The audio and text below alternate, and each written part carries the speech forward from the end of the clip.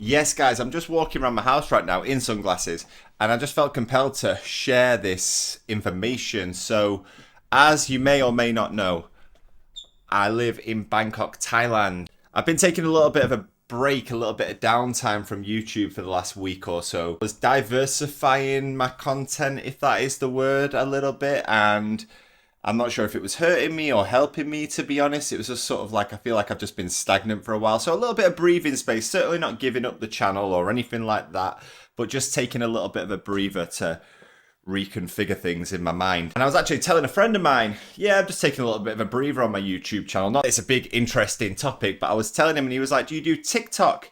That could be a good way to build an audience and you can connect them, you can divert them to your YouTube.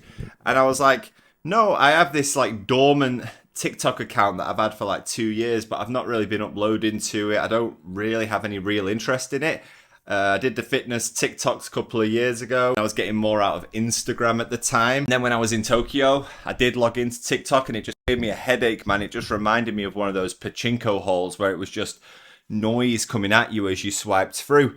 And he was like, no, TikTok, because it's trying to compete with Instagram, it's giving new creators more exposure, etc. So I thought, right, this could be an opportunity, because the reason I was diversifying my content was because yes, I wanted to do fitness, but I also wanted to do some more lifestyle stuff. So I thought, you know what? I'm not going to start doing them parallel, side by side. I'm going to start doing my lifestyle stuff on TikTok, short form, throwaway videos, just sharing my thoughts. Sort of like an Instagram story type gig. And then I can refocus on the fitness stuff on YouTube. So I started putting a couple of videos out there about my life here in Thailand, my thoughts about basically what I was seeing from TikTok in Thailand, which was, to be honest, a load of like British chavs just boasting about the fact that they live like kings out here. And that's cool. You do have a good quality of life in Thailand. I love it here. I'm very blessed to be here.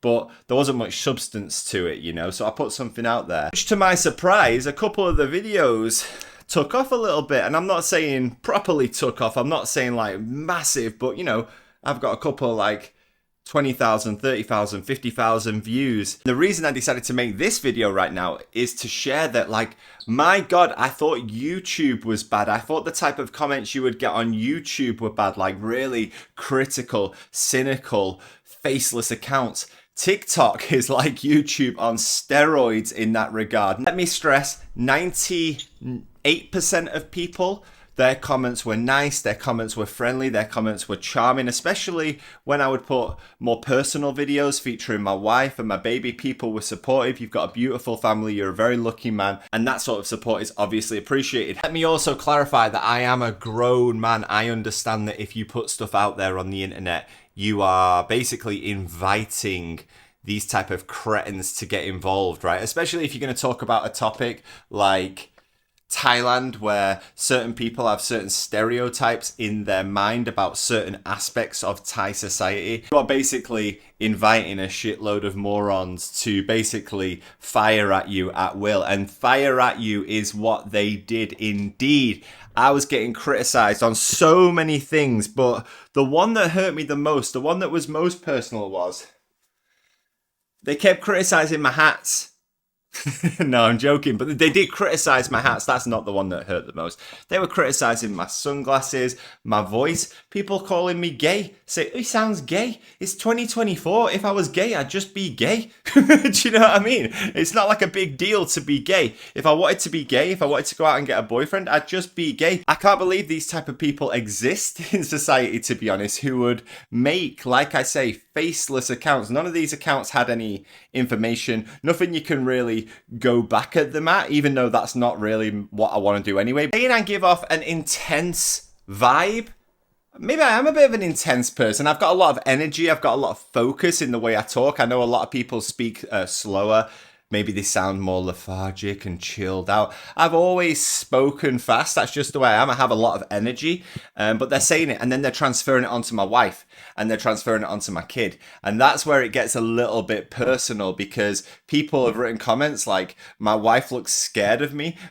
Honest to God, I can't believe cretins like this exist. And there's no need for me to put this out there on YouTube. There's no need for me to transfer that from there onto here, because maybe I'm inviting the same people to sort of like start that analysis. But you know, things like, oh, why are you got your arm around your wife like that? It's because she's my wife and that's how we sit. She like leans up against me and I put my arm around her. The worst thing is that my wife is Thai and my wife is from here in Thailand. I actually grow up here, but that's irrelevant in the sense of like she is Thai. So people making generalizations about women, Thai women, how you meet women, it's absolutely shocking to me. It's disgusting that people like this exist, especially considering these guys seem to know the Thailand seed industry inside out. They're like writing comments referencing specific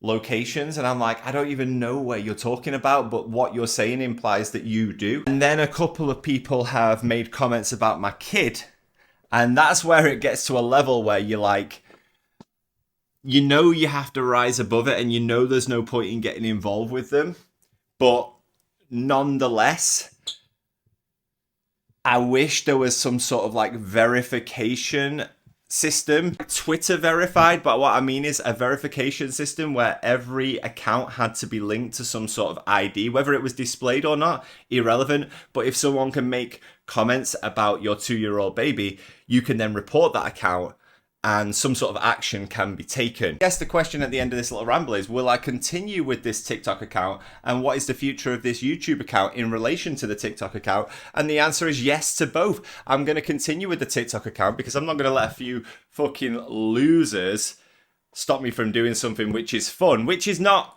expecting to become a TikTok influencer, but sharing fun short videos. You know, these YouTube videos I make sometimes, not this one. This one's going to be like really raw and cut fast.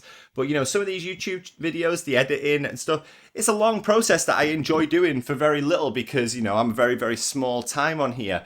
However, the TikTok videos, you can just bash them out straight away. You can literally just film something and share it. So it's fun. It's fun, kind of like a little family diary. And then in terms of this YouTube channel, I'm going to refocus myself and get back on that fitness shit, because I know some of you out there follow me because you want this bod, and I'm going to give you the information that you need to get there. So if you've watched the video so far, geezers, if you are a fan of myself in a non-arrogant way, thank you so much for your support. Drop down what you want to see, what you want to know below. If you're going to write some abusive shit, I just delete all that stuff anyway, so don't waste your time, sunshine. This video to get it out there. Let's get the cretins off, not just TikTok, not just YouTube, but all social media. The cretins, the disgusting animals, the absolute losers of this world. Let's eradicate them. See you in the next one, guys. Thank you very much. Bye-bye.